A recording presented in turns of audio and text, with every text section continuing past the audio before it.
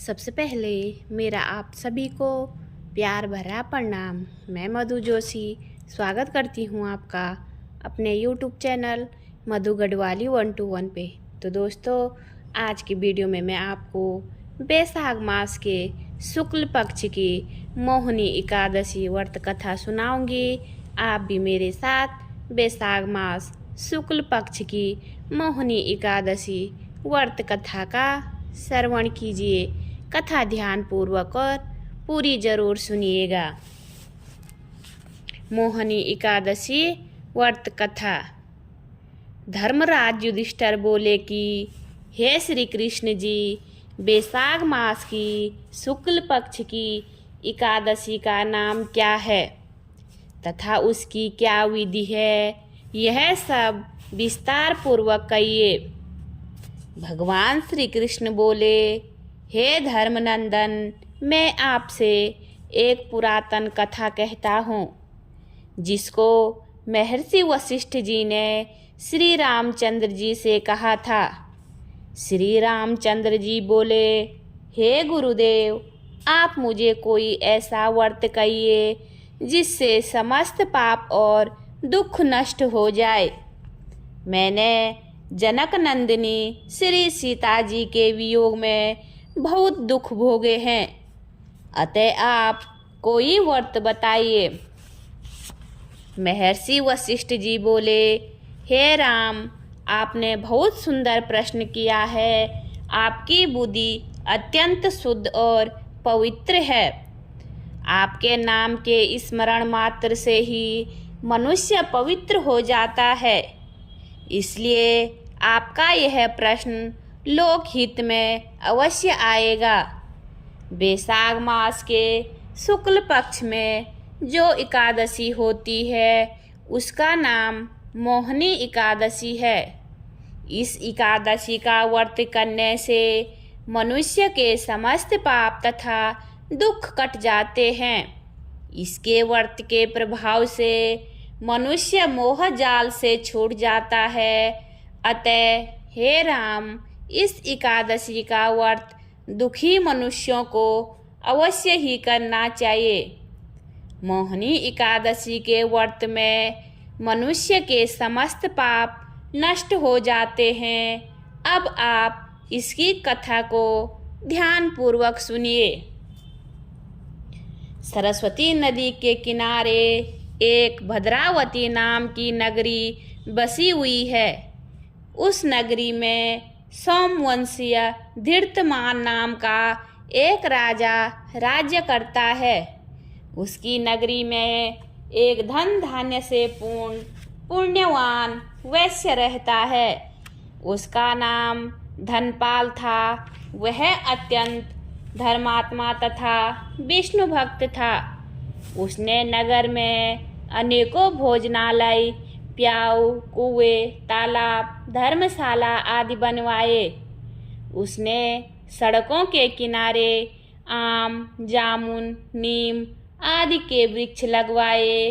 उस वैश्य के 5 पुत्र थे। उसका सबसे बड़ा पुत्र अत्यंत पापी था।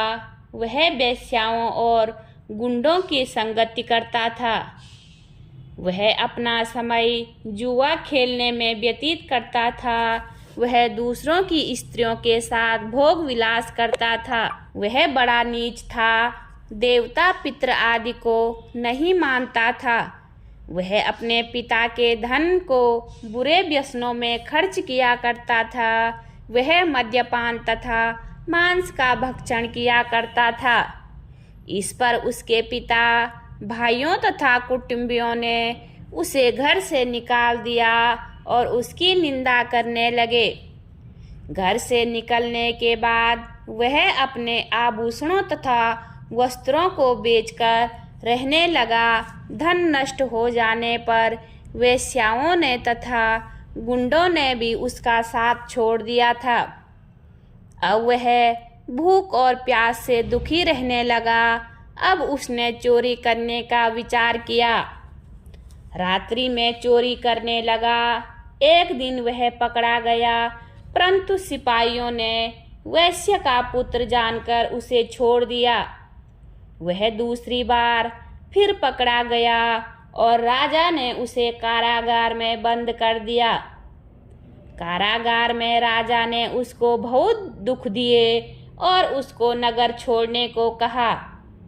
अंत में वह दुखी होकर नगरी को छोड़ गया और जंगल में पशु पक्षियों को मार मार कर खाने लगा। फिर वह बहेलिया बन गया और धनुष बाण से पशुओं पक्षियों को मार मार कर खाने लगा।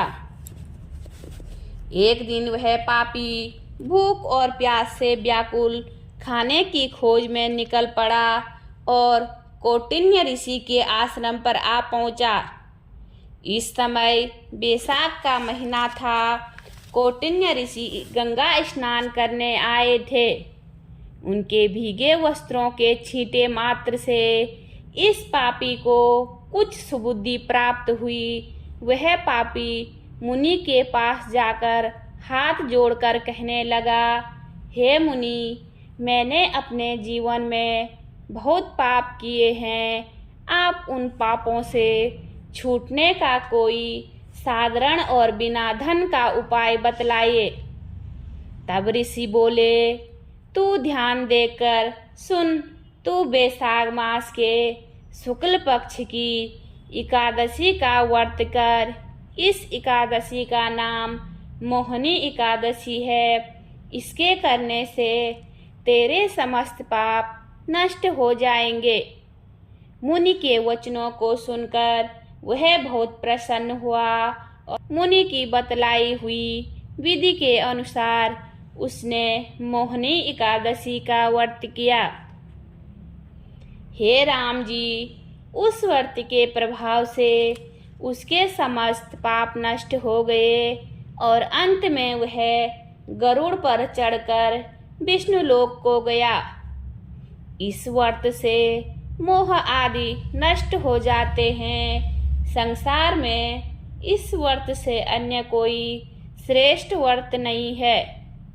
इसके महात्म्य के श्रवण व पठन करने से जो पुण्य होता है वह पुण्य 1 सहस्त्र गोदान के पुण्य के बराबर होता है। बोलिए विष्णु भगवान की जय।